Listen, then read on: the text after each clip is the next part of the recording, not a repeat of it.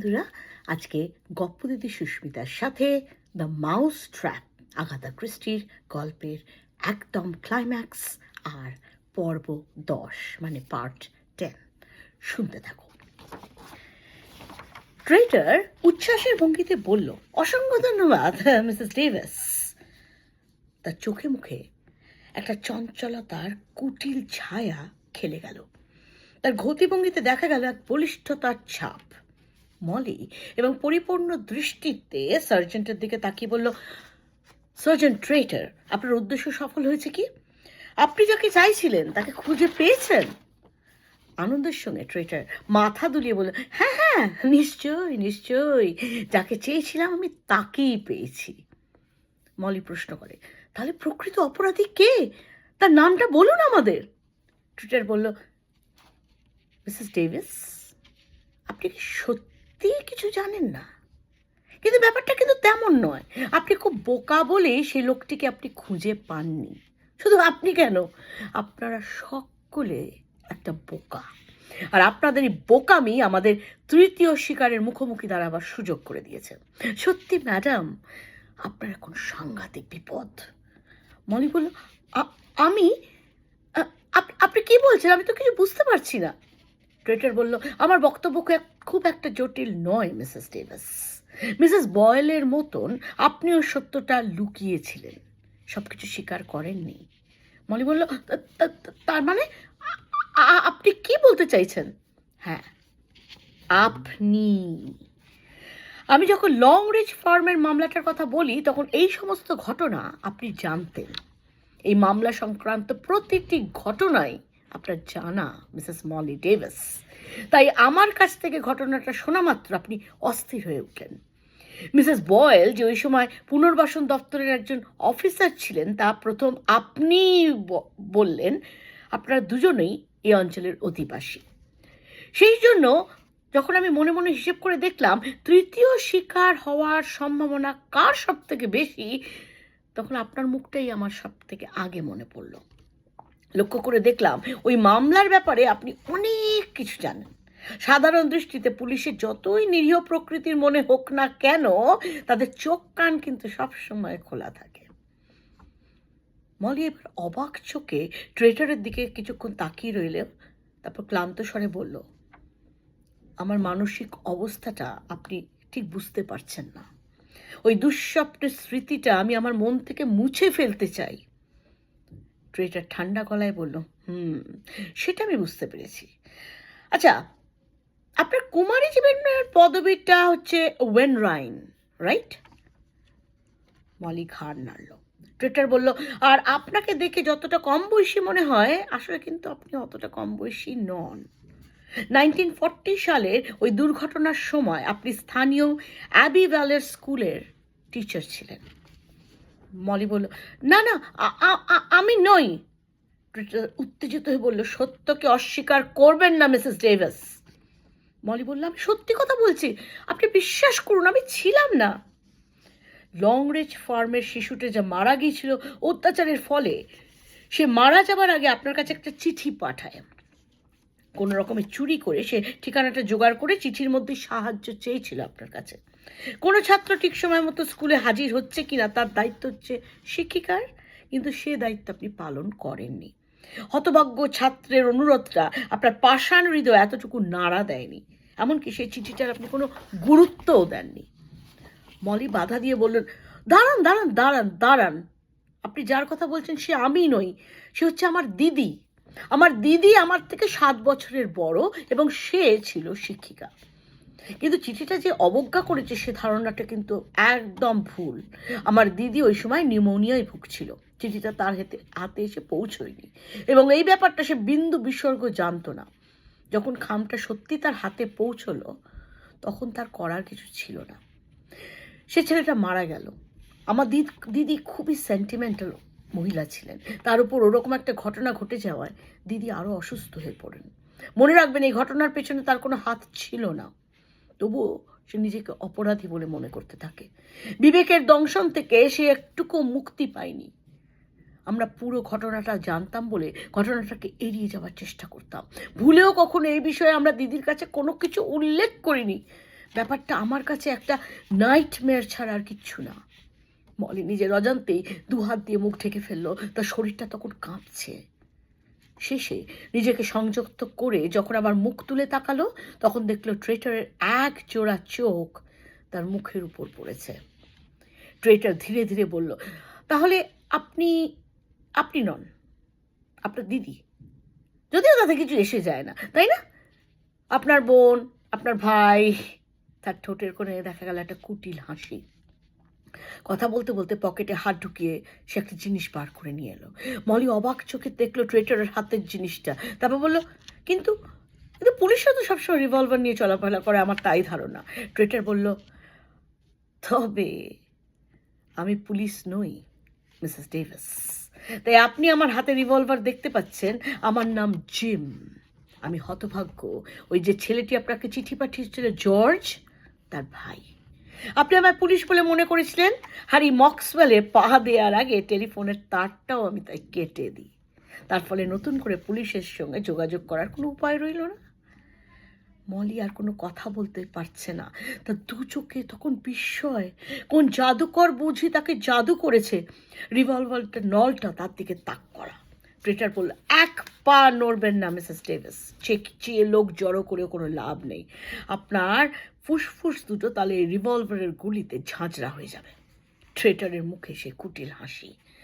মলির হাবভাব দেখা গেল এক ধরনের শিশুসুলভ ভাব। ট্রেটারের গলার স্বরও বদলে গেছে, মনে হচ্ছে যেন কোনো কিশোর কথা বলছে। ট্রেটার দুবার মাথা নাড়িয়ে বলল, হ্যাঁ হ্যাঁ, আমি সেই হতভাগ্য জর্জের বড় ভাই। লংরিচ ফার্মে যে জর্জ মারা গিয়েছিল, ওই নোংরা নিষ্ঠুর মেয়েটাই আমাদের ওখানে পাঠিয়েছিল। ওই ফার্মের কর্মচারী মিসেস গ্রেগ আমাদের সঙ্গে অকথ্য ব্যবহার করত। আপনি আমাদের কোনো সাহায্য করেননি। তিনটে অন্ধ ইঁদুরের মতো আমরা ওই ফার্মে বন্দিভাবে জীবনযাপন করতাম। তখনই মনে মনে ভাবতাম, বড় হলে আমি আপনাদের প্রত্যেককে শাস্তি দেব। এই প্রতিজ্ঞার কথা আমি ভুলিনি, এবং কিভাবে আমার এই প্রতিজ্ঞাকে সার্থক করতে হবে সেটাই আমি এতদিন ভাবতাম। ট্রেটার একটু চুপ করে আবার বলতে শুরু করলো, সেনাবাহিনীর ডাক্তাররা সবসময় আমাকে বিরক্ত করত, নানা রকম অদ্ভুত প্রশ্ন করত। সেই জন্য আমি পালাবার পথ খুঁজছিলাম, কারণ আমার সন্দেহ ছিল ওরা হয়তো আমাকে আটকে রাখতে চায়।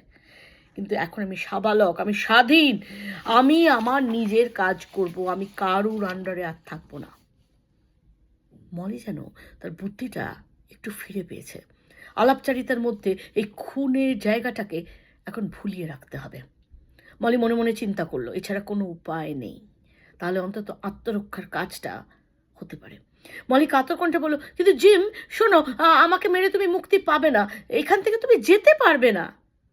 প্রশ্নটা শুনে জিমের মুখ কালো হয়ে গেল। বলল, হ্যাঁ, আমার স্কি দুটো কে যেন লুকিয়ে রেখেছে, আমি খুঁজে পাইনি। ট্রেটার আবার বলল, তবে এই মুহূর্তে আমার কোনো ভয় লাগছে না, কেননা রিভলভারটা হচ্ছে আপনার স্বামীর।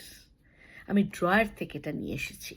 সকালে ভাববে আপনার স্বামী আপনাকে খুন করেছে।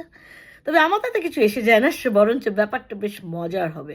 এই ধরনের লুকোচুরি খেলতে আমার বেশ ভালোই লাগে, বুঝলেন। লন্ডনের ওই মেয়েটা মারা যাওয়ার আগে আমাকে চিনতেই পারল না, তখন তার মুখে দিল ভয়ের ছাপ। বোকা বুড়ি মিসেস বয়েলের খুন হওয়াটা আবার কম মজার নয়। আনন্দ সহকারে ট্রেটার মাথা দোলালে, তারপর শীষ দিতে লাগলো, তিনটে ইঁদুর অন্ধ। এবার ট্রেটারের রিভলভারটা কেঁপে উঠল। ঠিক সেই মুহূর্তে কেউ যেন বলে উঠল, মিসেস ডেভিস, মিসেস ডেভিস, আপনি নিচু হয়ে যান। মলি কিছু না বলেই নরম কার্পেটের ওপর নিচু হয়ে গেল। ইতিমধ্যে মেজর মেটক্যাফ ট্রেটারের ওপর এবার ঝাঁপিয়ে পড়লো। ট্রেটারের রিভলভারটা দূরে ছিটকে পড়লো। আচমকা একটা গুলি গিয়ে লাগলো দেয়ালে টাঙানো একটা অয়েল পেন্টিংয়ে। সমস্ত ড্রয়িং রুম এখন বিশৃঙ্খলার পরিবেশ। জিল রিভলভারের আওয়াজ শুনতে পেয়ে হাঁপাতে হাঁপাতে এসে হাজির হলো। তার পিছনে মিস্টার রেইন আর মিস্টার প্যারাভিসিনি, প্রত্যেকের মুখেই একটা উৎকণ্ঠা আর ভয়। মেজর ম্যাটক্যাফ ছদ্মবেশী ট্রেটারের দুটো হাত ধরে পরিবেশটা সকলকে বুঝিয়ে দিল। মিসেস ডেভিস যখন পিয়ানো বাজানে মগ্ন ছিলেন, তখন আমি চুপি চুপি ভিতরে ঢুকে সোফার আড়ালে লুকিয়ে থাকি। প্রথম থেকে আমি ওকে চোখে চোখে রাখছিলাম, কেননা আমি জানতাম ও পুলিশ অফিসার নয়, আমি হচ্ছি সে পুলিশ অফিসার ইন্সপেক্টর টার্নার। মেটকাফের ছদ্মবেশে আমি এখানে এসেছিলাম, কারণ স্কটল্যান্ড ইয়ার্ড এখানে কোনো দায়িত্বজ্ঞান পুলিশ অফিসারের উপস্থিতি যুক্তিযুক্ত মনে করেছিল। ভদ্রলোক এইবার ট্রেটারের দিকে তাকালেন, তারপর বললেন, তাহলে ট্রেটার, এখানে আর কোনো গণ্ডগোল করার চেষ্টা করো না, ঠান্ডা হয়ে আমার সঙ্গে চলো। আমি কথা দিলাম এখানে কেউ তোমাকে কিছু করবে না। আমার কথাটা মাথায় ঢুকেছে কি? ট্রেটারের মধ্যে দেখা গেল এবার আমূল পরিবর্তন। তার উগ্রতা ভাব এখন তার মধ্যে দেখা গেল না, দেখা গেল সে শান্ত ছেলের মতো বিনয়ী। বলল, আমি আমি আমি আমি তো এই শাস্তি দিতে পারলাম না, জর্জ আমার উপর রাগ করবে না তো? মেটকাফ তাকে সান্ত্বনা দিয়ে বলল, না না, জর্জ কিছুতেই রাগ করবে না, তোমার চিন্তার কোনো কারণ নেই। জিলের পাশ দিয়ে যাওয়ার সময় সে আস্তে আস্তে বলল, একেবারে উন্মাদ, বদ্ধ উন্মাদ, সত্যি খুব হতভাগ্য। ট্রেটারকে সঙ্গে নিয়ে মেটকাফ বাইরে চলে গেল। মিস্টার প্যারাভিসিনি 2 পা এগিয়ে ক্রিস্টোফারের হাত ধরে বলল, চলুন আমরাও যাই। বড় ড্রয়িং রুমের মধ্যে মলি বসেছিল। তারপরে সে জিলের 2 বাহুর মধ্যে ধরা দিল। তখন সে ভয়ে কাঁপছে। জিলের গলায় একরাশ উৎকণ্ঠা। তুমি কোনো আঘাত পাওনি তো মলি?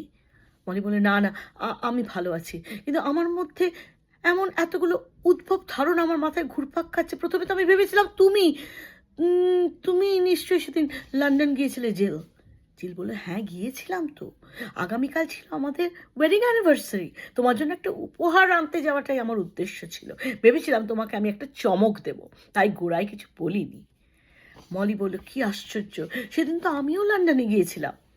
জিল অনুতাপের সুরে বলল, আমিও তোমার ওপর খুব বাজে ব্যবহার করেছি মলি, কেন জানি না ওই আট পাগলা যুবকটাকে প্রথম দেখা মাত্র একটা হিংসার ভাব আমার জেগে উঠেছিল, অথচ তার কোনো যুক্তিসঙ্গত কারণ নেই।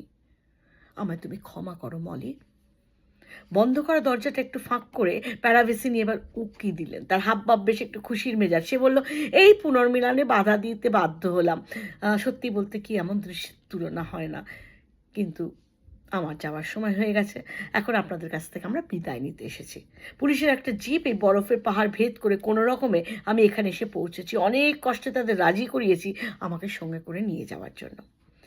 প্যারাভিসিনি মলির কাছে এসে বলল, তবে ম্যাডাম, অদূর ভবিষ্যতে আপনার নামে যে বক্সটা পাঠাবো তাতে বিশেষ টোস্ট তৈরির একটা মশলা থাকবে, প্লিজ নিতে অস্বীকার করবেন না। মলি বলল, ঠিক আছে, ওকে। তারপরেই মলি বলল, হায় হায়, আমি যে খাবারটা বসিয়ে এসেছি সেটা বোধহয় এক্ষুনি পুড়ে গেল, আপনারা প্লিজ প্লিজ খাবারটা খেয়ে যাবেন।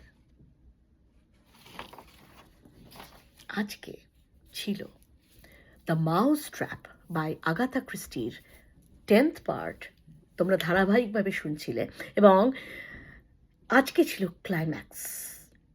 আমরা এই ধরনের গল্প কিন্তু এর পরেও দেখেছি, কারণ এই গল্পের ছায়া অবলম্বনে তারপর হিন্দি সিনেমা আসে গুমনাম।